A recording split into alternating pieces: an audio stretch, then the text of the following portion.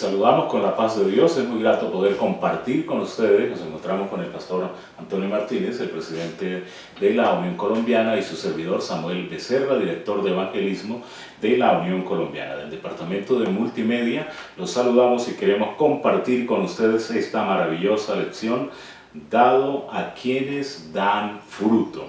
Es una lección muy interesante, aunque es una parábola muy triste, y pues se nos plantea que es la parábola de la viña, aunque propiamente también los protagonistas son los labradores malvados. Sería un buen título para esta parábola precisamente, y es la crónica de una muerte anunciada que encontramos aquí en este lugar. Realmente esta serie de parábolas, como están relacionadas con el tema de la lección, buscar primero el reino de Dios, creo que estas dos parábolas que están aquí ligadas, nos vamos a centrar ya en los versículos finales, pero antes también está la parábola de los dos hijos enviados a la viña.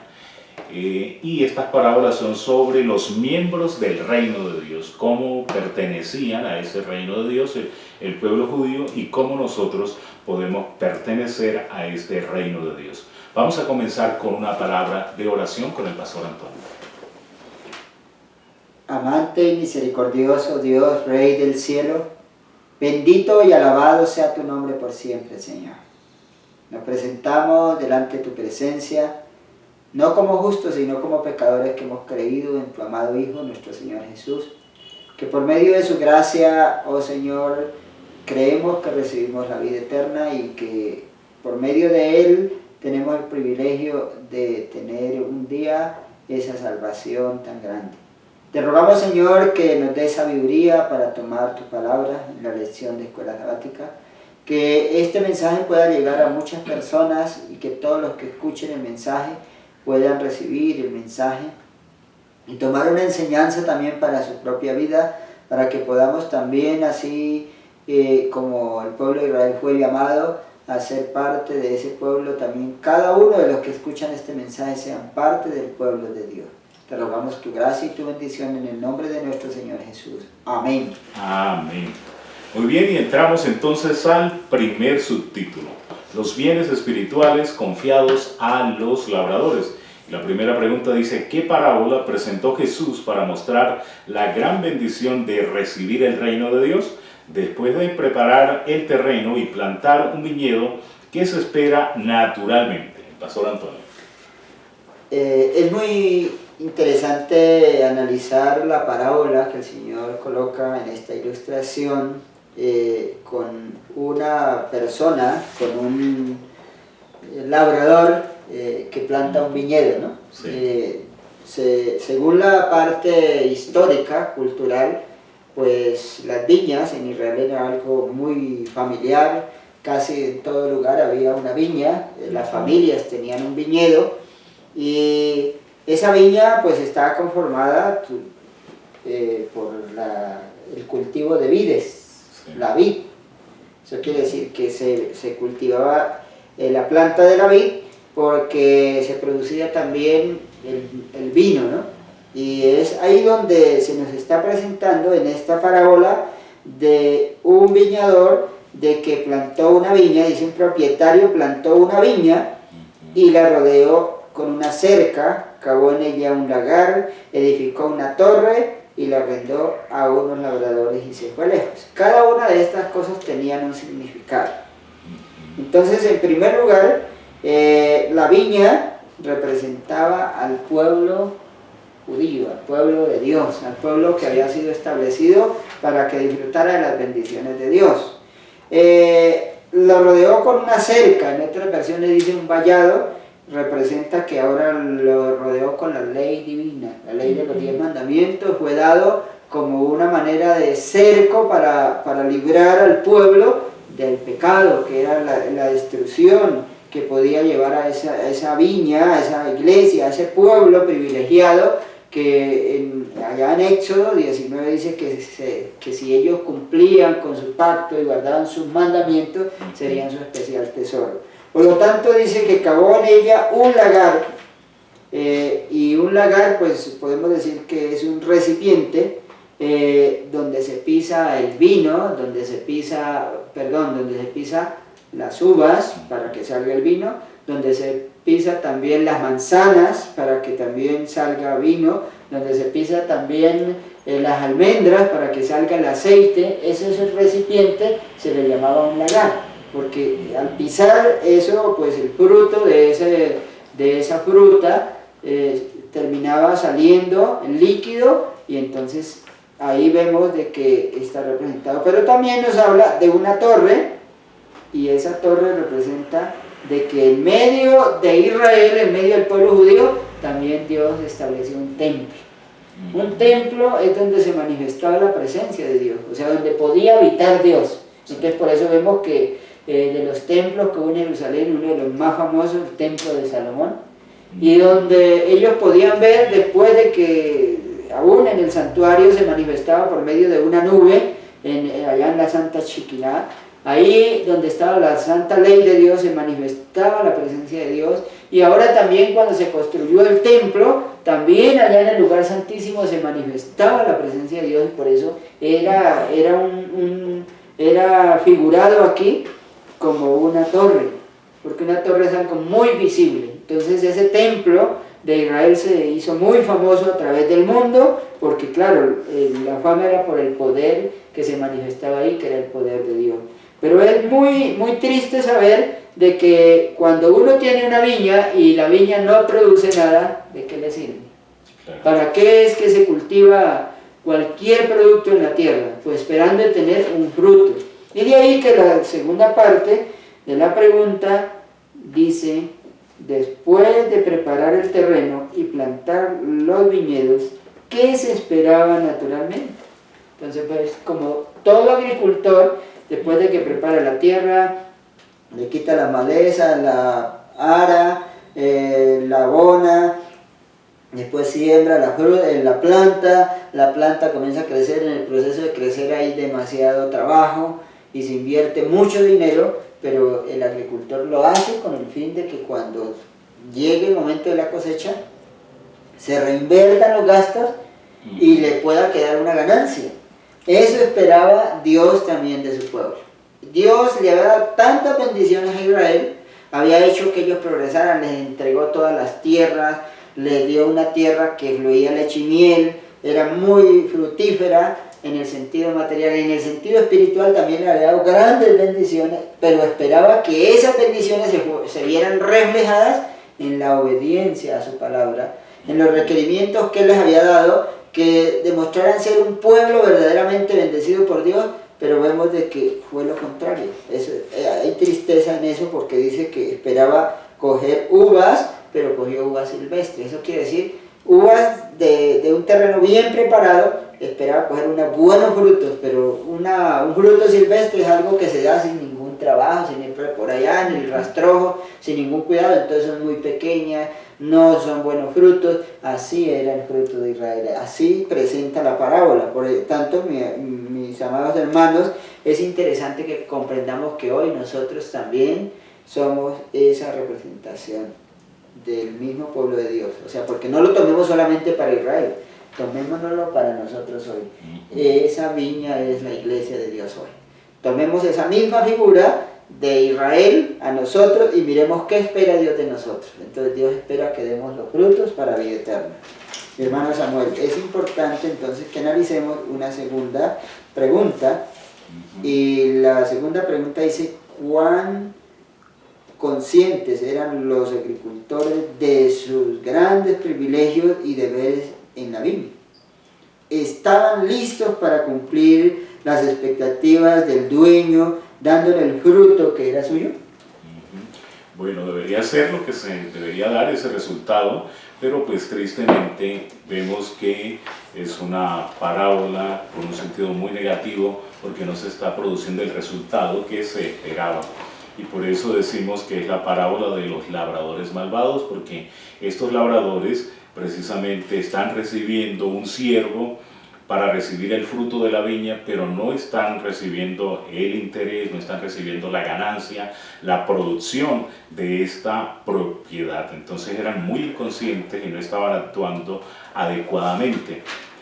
Y bueno, esta parábola es muy rica y tiene varias comparaciones. Ya el pastor nos mencionaba varios elementos, como el dueño de la viña, que era Dios, la viña propiamente la nación de Israel, y aplicado después a nosotros, a la iglesia, el vallado, que era la ley de Dios, y la torre, el templo. Podríamos pensar también como en el santuario. En esas torres a veces era la garita para vigilar, para que el celador pudiese cuidar esa viña, pero a veces el mismo dueño también se trasladaba a ese lugar, a esa torre, y vivía ahí. Y creo que así pasó con Israel.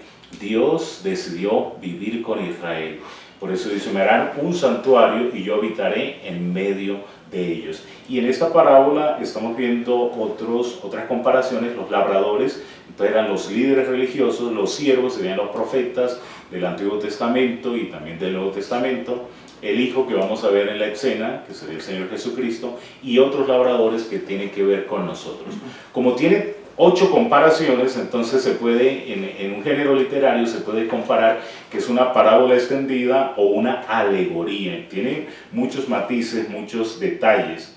A propósito de los labradores, dice Mateo 21, 34 al 35, que los hirieron, que al otro lo mataron, que al otro lo apedrearon.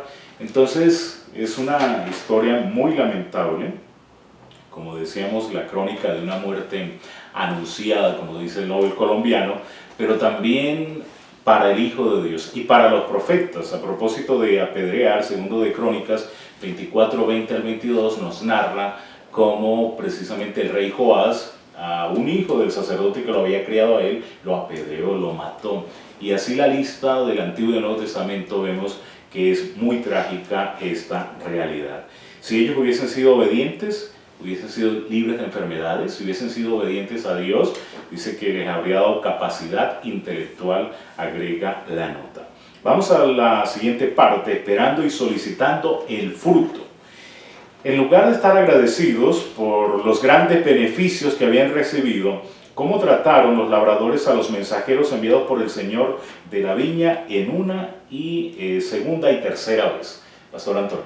Entonces, aquí cuando el subtítulo dice esperando, nos está presentando cómo Dios, que era el dueño de la viña, tiene paciencia, ¿no? Porque él había podido decir, no, ya esto me quedaron mal en la primera vez, los voy a sacar de la viña, los voy a quitar de aquí, porque no están cumpliendo.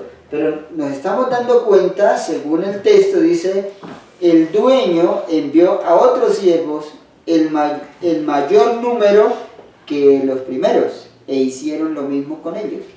Envió a otro siervo, y a este también herido y afrentado, lo enviaron con las manos vacías. Envió a un tercer siervo, y a este también echaron herido. O sea, mira que habla de tres grupos de siervos que mandó para reclamar el fruto. Podemos decir aquí, según la nota, nos presenta aún desde Noé. Noé, Dios lo envió para hacer un llamado al pueblo y rescatar al mundo de esa perdición, pero aún así rescata una descendencia que fue la familia de Noé, y de ahí venía la descendencia del pueblo de Israel.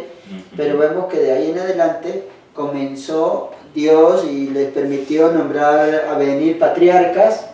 Esos patriarcas sale el pueblo, pero luego vienen los jueces. Por medio de los jueces Dios los había dejado para que corrigieran los errores del pueblo y pudiera enderezar los caminos, pero aún así el pueblo no quería aceptar. Al mismo Sansón, cuando él quiso servirle al pueblo, además que él también cometió su pecado, pero el mismo Sansón fue entregado por los mismos israelitas, atado a los filisteos. O sea, mire que ellos mismos se encargaban de estar en contra de los siervos que hacían el llamado de parte de Dios. Pero venían los profetas, vemos cómo a Jeremías también lo persiguieron por causa de presentarle la verdad al mismo pueblo, a los mismos reyes de Israel que gobernaban al pueblo de Dios. Y entonces los profetas, Dios les daba palabra para que le hablara a los reyes, a los dirigentes y al pueblo, pero ellos preferían llevarlos a la cárcel. Sabemos de que a Jeremías lo pusieron en una mazmorra porque les profetizaba de que iban a perder la batalla, porque iban a ir cautivos a Babilonia, lo que era verdad, lo que Dios les estaba hablando. Pero Ellos preferían escuchar a los profetas falsos, como Juan Anías, que vino y les profetizó en contra de lo que Jeremías había profetizado. Y es ahí como vemos de que uno y el otro venía a hablarles, a reclamar los frutos, a decirles que Dios esperaba que ellos fueran un pueblo especial, un pueblo obediente, un pueblo que obedeciera la santa ley de Dios. Dice, durante siglos Dios miró con paciencia y tolerancia el cruel trato dado a sus embajadores, a su santa ley postrada, despreciada, pisoteada.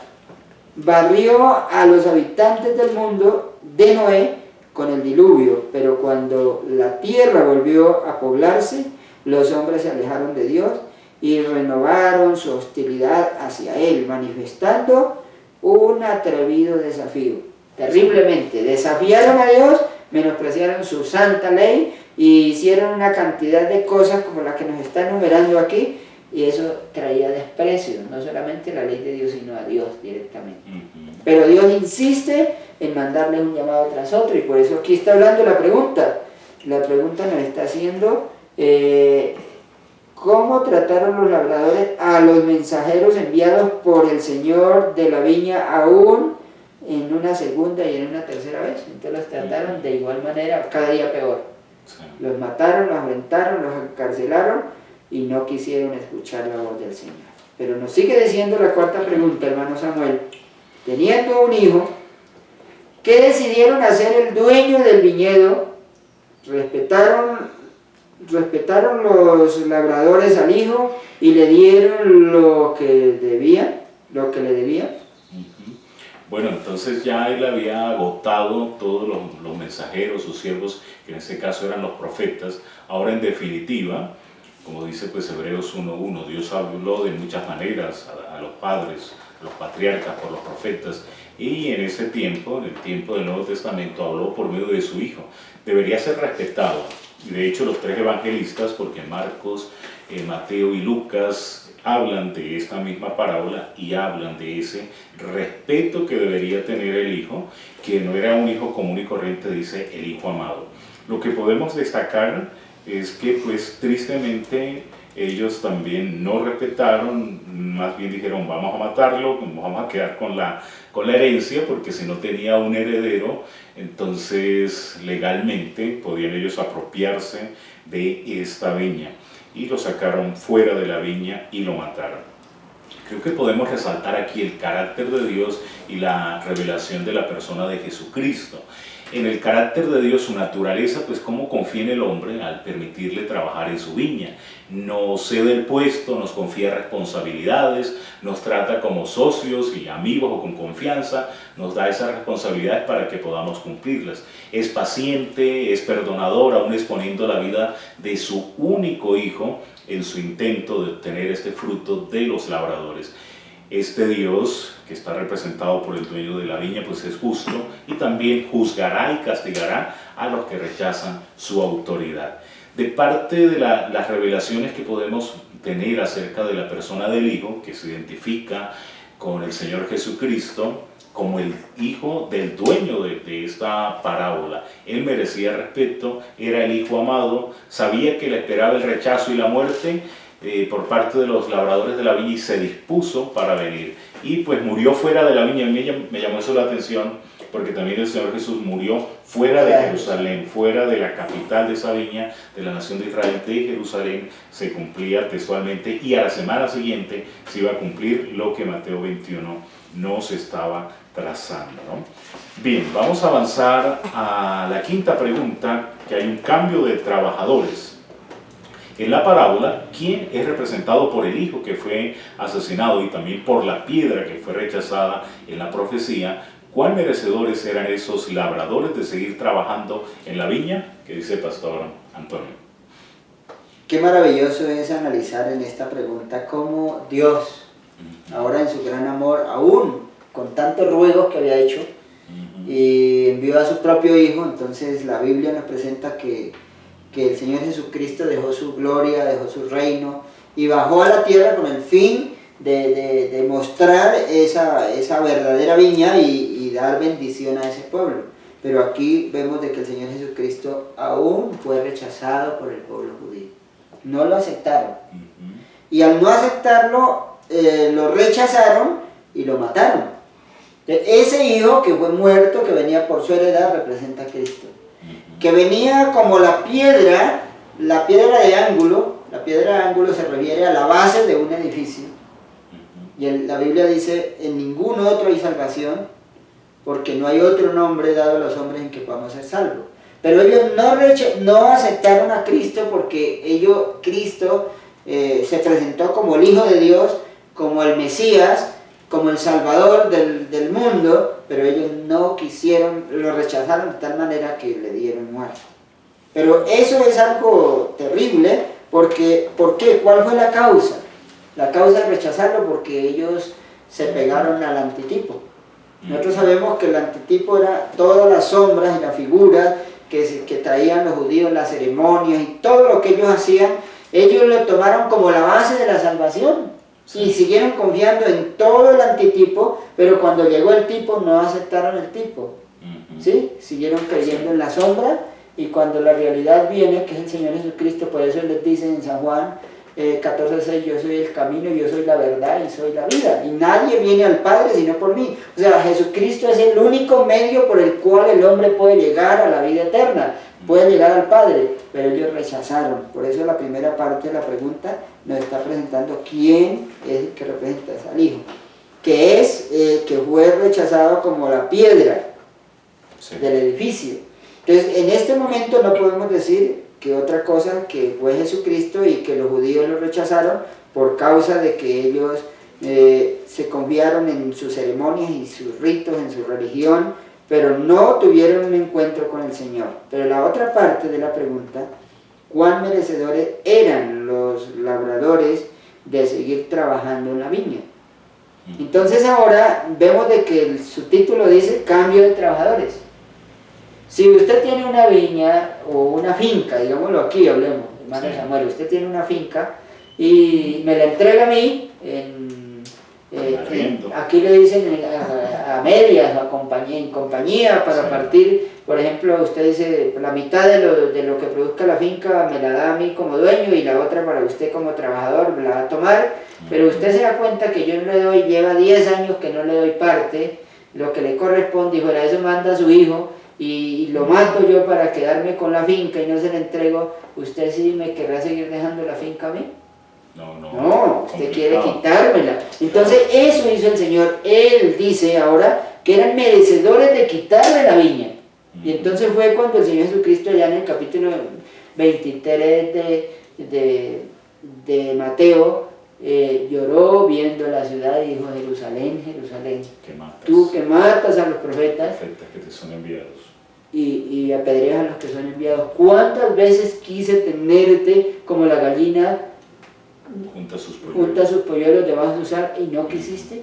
Tu casa será dejada desierta. O sea, es necesario comprender cómo Dios, mirando el desagrado de ese pueblo con tanta bendición que le había dado, y ahora desprecia y rechaza y aún destruye al mismo Hijo de Dios. Entonces ahora vemos cómo Él en la parábola lo presenta aquí en el verso 14 de Mateo capítulo 21, y nos dice algo muy interesante. En el verso, no 14, sino 41, respondieron: matarás sin compasión a esos malvados y rentará su viña a otros labradores que paguen el fruto de su tiempo. ¿Quiénes fueron los que respondieron esto? El Señor Jesucristo les había dicho la parábola y le hizo la pregunta a los fariseos. ¿Qué iría a pasar con la viña? Y ellos mismos respondieron. Bueno, ese personaje que hizo eso es merecedor de la misma muerte. Y es merecedor que le quite la viña y se le dé a otro. Pasó como en el caso de David. El caso de David, él dio su propia sentencia. Natán viene y le dice a David: mire, ha pasado esto, yo quiero que me ayude como rey a decidir este problema. Había un hombre rico que tenía muchas ovejas, pero había un hombre pobre que no tenía ni una sola oveja. Pero le llegaron visitas al hombre rico, y este hombre rico fue y le quitó la oveja al hombre pobre. para matarla y disfrutar con sus amigos. ¿Qué hay que hacer con este hombre? Y David dice, no, ese hombre hay que castigarlo, debe pagar 4 veces y aún debe morir. Claro. Pero Natán le dice, ese hombre eres tú. Los judíos también aquí se echaron la propia sentencia, dijeron, merecen la muerte y además de quitarle la viña y dársela a otro. ¿Y qué tal hoy a nosotros se nos aplique también esta parábola? Qué triste sería, hoy somos la viña del Señor, somos la iglesia, pero qué tal que el Señor un día diga y nos haga la pregunta a nosotros mismos y que tengamos que decir, merecemos ser quitados de la viña, merecemos ser quitados de la iglesia, que merecemos ser quitados del pueblo. Hermano, es bueno que reflexionemos porque esta es una historia, pero esa historia es algo que nos quedó para nuestra enseñanza. Entonces nosotros debemos pedir mucho al Señor para que el Señor sea guiándonos, porque dice, quería que ellos mismos se condenaran. Dice que el Señor quería que ellos mismos, ¿qué? Se condenaran, al no inducirlos al arrepentimiento, porque lo primero que hizo fue tratar de que ellos se arrepintieran. Sus amonestaciones sellarían su sentencia, y él deseaba que ellos vieran que se había acarreado su propia ruina. Él quería mostrarles cuán justo era Dios al privarlos de sus privilegios nacionales, cosas que ya habían empezado. Entonces, en el amor de Jesucristo, y como Jesucristo venía a representar al Padre, porque nosotros no podíamos ver a Dios, entonces Él quería mostrarle que en el amor de Dios aún, Dios no quería castigarlos, pero ellos mismos se habían labrado su propio destino, merecían la condena. El Padre no era culpable por eso, porque ellos mismos voluntariamente aceptaron que debían ser muertos y ser quitados. Entonces es muy importante esto, mi hermano. De ahí que la sexta pregunta nos dice, ¿qué representa la viña que fue puesta en manos de los labradores? ¿Era el reino de Dios un regalo futuro con el que habían sido bendecidos para trabajar? ¿O era también un don para el presente? Muy bien, la viña desde la primera pregunta nos está diciendo que estaba asociada a la nación de Israel. Pero de este capítulo 21 de San Mateo, Jesús está hablando con los fariseos, con los saduceos, con los sumos sacerdotes, con las castas sacerdotales. Entonces hacía un llamado a estos labradores, porque tampoco sería como señalar o sería una parábola antisemítica o en contra de los judíos, sino que vemos que ellos no habían cumplido este propósito y el Señor ahora desafortunadamente abre la puerta también a los gentiles y nosotros tenemos el privilegio de participar en esas bendiciones. El reino de Dios será quitado de vosotros. Si iba a ser quitado el reino de Dios representado por la viña, entonces ya el reino estaba allí en la persona de Jesús y sería dado a otros. En este caso sería dado a los gentiles que con gran anhelo, con gran avidez estaban dispuestos a recibir este mensaje del Evangelio, que iban a dar fruto, que sería el fruto del Espíritu Santo, como nos dice Gálatas 5, 22 y 23, el fruto del amor que se manifiesta en diversas situaciones, con la paz, la paciencia, la benignidad, la bondad. Hay unas revelaciones acerca del rol y la naturaleza de nosotros los seres humanos, llámese los judíos, llámese los dirigentes, llámese hoy la iglesia, llámese cada uno de nosotros. Somos mayordomos en el mundo que pertenece a Dios. Estamos encargados del proyecto de Dios. ¡Qué gran privilegio! Nuestra misión es hacer progresar la viña, que haya fruto, que haya resultado, que haya ganancia. Nosotros pues somos libres para obedecer o desobedecer y a menudo pues usamos esa libertad para rebelarnos contra Dios y lo hacemos de una forma deliberada, arbitraria. Es preocupante cómo este pueblo fue capaz de matar al Hijo. Sería lo más lamentable que nosotros también rechacemos la obra de Cristo y pues no queda ningún sacrificio, dice el libro de Hebreos. Tendremos que rendir cuentas a nuestro Dios y si se rebela contra su autoridad, pues sufrirá un juicio y un castigo de parte de Dios. Es una lección para reflexionar, ¿no? Una historia del pasado con una nación y también para el pueblo de Dios de esta época. De hecho, la mensajera del Señor en Palabras de Vida se titula ese capítulo Un mensaje a la iglesia moderna. El mensaje es para nosotros. Vamos a terminar con el último subtítulo y la última pregunta. Privilegios especiales para la iglesia. Después de estudiar esta parábola, ¿quiénes crees que fueron los labradores que recibieron este gran regalo y lo perdieron? ¿Cómo se aplica esta parábola a la iglesia de hoy, ya que también ha recibido los oráculos divinos del reino de Dios para trabajar y producir frutos para el Maestro? Pastor Antonio. Bueno, quisiera tomar desde la parte anterior un poco, y es mirar la segunda parte de la pregunta. ¿Era el reino de Dios un regalo futuro o el que había sido bendecido para trabajar, o era algo para el presente, para nosotros? Entonces, qué interesante es que nosotros podamos mirar de que ellos no entendieron el mensaje, porque ellos tomaban el reino de Dios como para hacia un futuro, pero no se daban cuenta que el reino de Dios estaba en medio de ellos. El reino de Dios es el mismo Señor Jesucristo. Juan el Bautista le dice: arrepentidos y convertidos porque el reino de los cielos se ha acercado. ¿A qué se estaba refiriendo? Que Cristo había venido a la tierra, pero Cristo era el que había venido junto con ellos allá en el desierto. Él había estado allá pasando el Mar Rojo con ellos. Él había estado en el camino dándoles el maná, Él le había dado el agua. O sea, todo era Cristo con ellos, el reino de Dios estaba con ellos tenían todo el poder. Pero ahora nos está hablando de esos privilegios que ellos desecharon. Sí. Porque ellos desecharon a Cristo. El privilegio de estar el reino de Dios entre ellos era que Cristo es el rey de los judíos. Pero tristemente ellos prefirieron a César y dijeron: no, el Señor rey de los judíos, para nosotros no tenemos más rey que a César.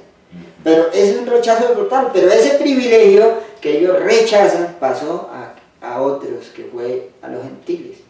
Y Pablo dice en el capítulo 11, dice: por la dureza de los judíos, por la dureza de los israelitas, vino la gracia para nosotros los gentiles. Y esos gentiles somos hoy nosotros, porque nosotros somos una nación, para los judíos somos una nación de gentiles.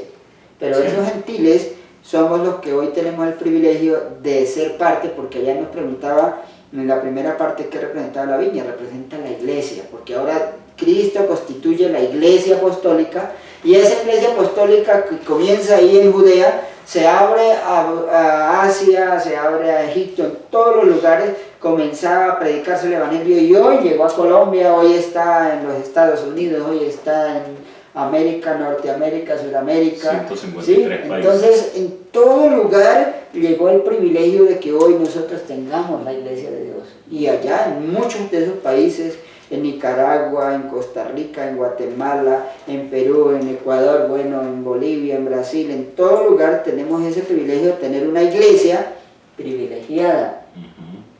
Allá en el África, en todos los lugares donde tenemos la iglesia, debemos mirar que tenemos un privilegio. Por eso la pregunta nos está diciendo: ¿quiénes creen que fueron los labradores que recibieron este gran privilegio? Pues nosotros, hermano. Sí. O sea, nosotros como iglesia recibimos este gran privilegio. Pero sigue diciendo la pregunta: ¿cómo se aplica esta parábola a la iglesia de hoy? Ya que también ha recibido los oráculos divinos del reino de Dios para trabajar y producir frutos para el Maestro. Entonces, hoy el reto es para nosotros. Hoy tenemos el mismo compromiso que tenía el pueblo judío.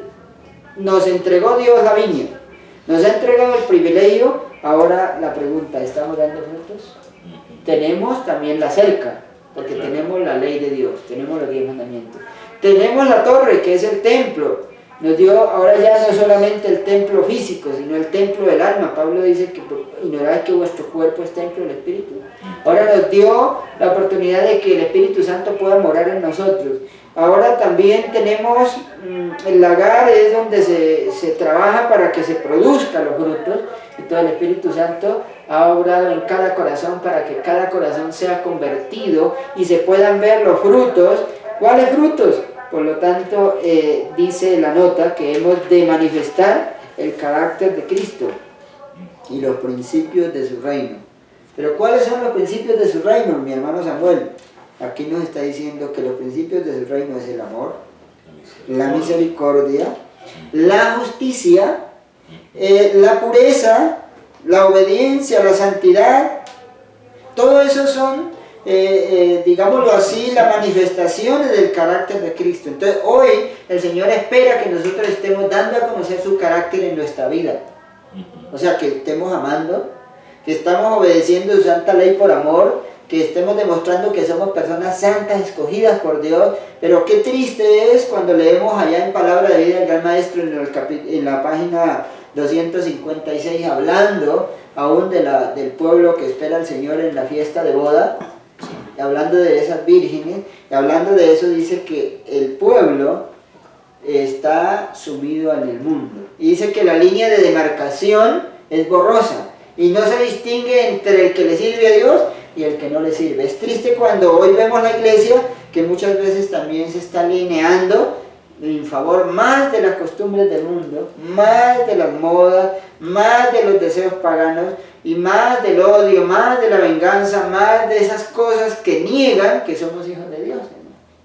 ¿No cree, mi hermano Samuel, que eso es lo que espera hoy Dios de nosotros?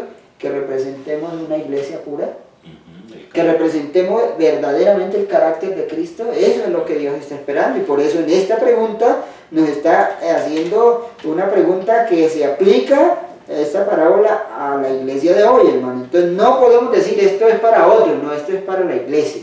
Entonces debemos pensar que el Señor está esperando que nosotros demos el fruto de arrepentimiento, arrepentidos y convertidos para que sean borrados vuestros pecados. Entonces, a menos que nosotros tengamos una verdadera entrega, que aceptemos a Cristo como nuestro Salvador, porque si seguimos confiando también en los ritos, en las ceremonias muertas, si seguimos confiando en que por dar el diezmo, o que por esto, o que por aquello, el Señor me tiene que salvar y no hay una nueva vida, entonces estamos equivocados. Estamos también con el antitipo. Y despreciamos el tipo, que el tipo es Cristo, el verdadero abogado, el verdadero intercesor, que es Cristo, el que debemos nosotros hoy estando dando a conocer al mundo, porque es de la única manera que el mundo puede conocer, cuando nosotros demostramos que Él nos ha transformado.